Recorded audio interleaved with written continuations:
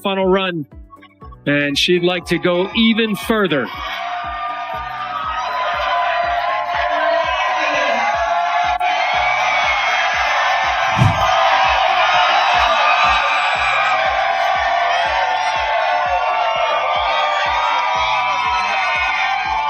The love affair with Miami continues for Alexandra Eala. This year comes as a seeded player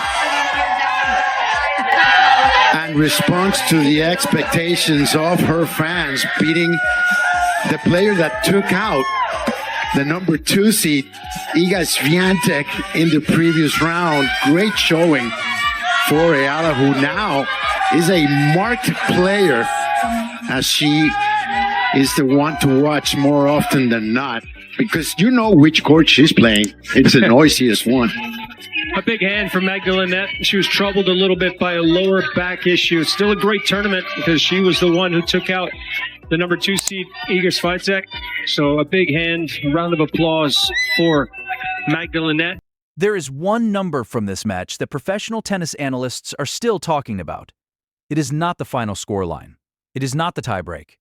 It is not the ranking jump from 140 to 29 in a single year. It is 86%. 86% of second serve points won.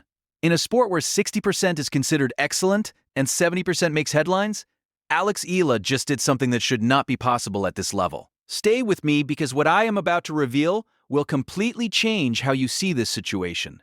To understand why that number is historic, you first need to understand exactly what the second serve means in professional tennis. The first serve is your weapon. You go for power. You go for placement. You take risks. The second serve is your survival shot. It is the one you hit when you have already missed your first attempt. Every professional player on the WTA Tour knows that the second serve is where you are most vulnerable. Your opponent steps inside the baseline. She takes the ball early. She attacks. She dictates. The average WTA player wins between 47 and 52% of her second serve points. A top 10 player on a great day might reach 60%. 86% is not just good. It is not just excellent. It is a number that rewrites what is possible on a second serve at the top level of women's tennis. And this is not an isolated incident when it comes to what Alex Eala is doing this season. And here is where it gets really interesting. Because when you put that number next to everything else that happened in this match, the picture of what Eala is building right now becomes impossible to ignore. And what that picture reveals about her future is something every tennis fan needs to hear. A lot of big stages, which I am so grateful for and wouldn't trade for the world. But, being back in the 4th round, it makes me feel the same as I did last year. I'm so happy. I'm so excited. And it's such a privilege to be back in Miami. Well, it is so great to have you here. Let's hear it one more time. Alex Eala.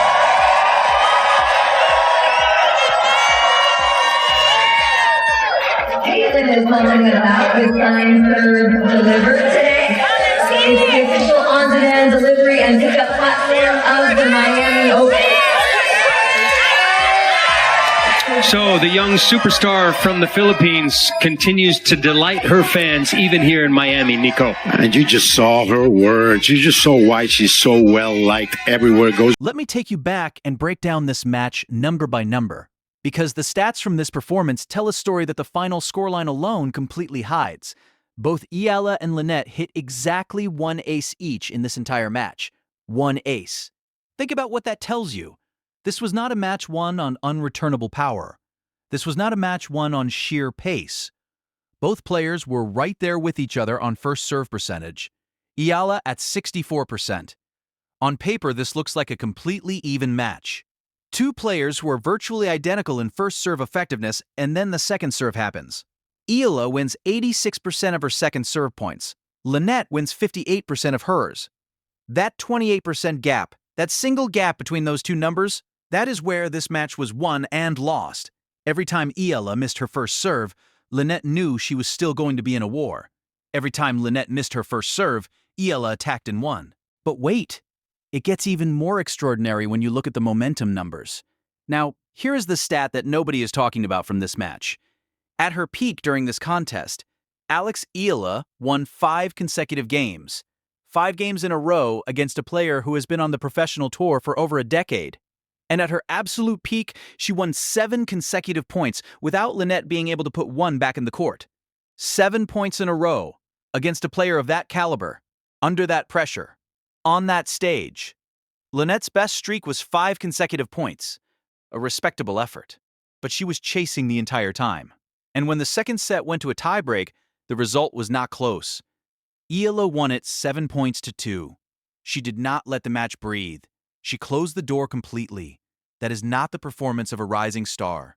That is the performance of a player who has already arrived. And this pattern, this is exactly why what happened next matters so much.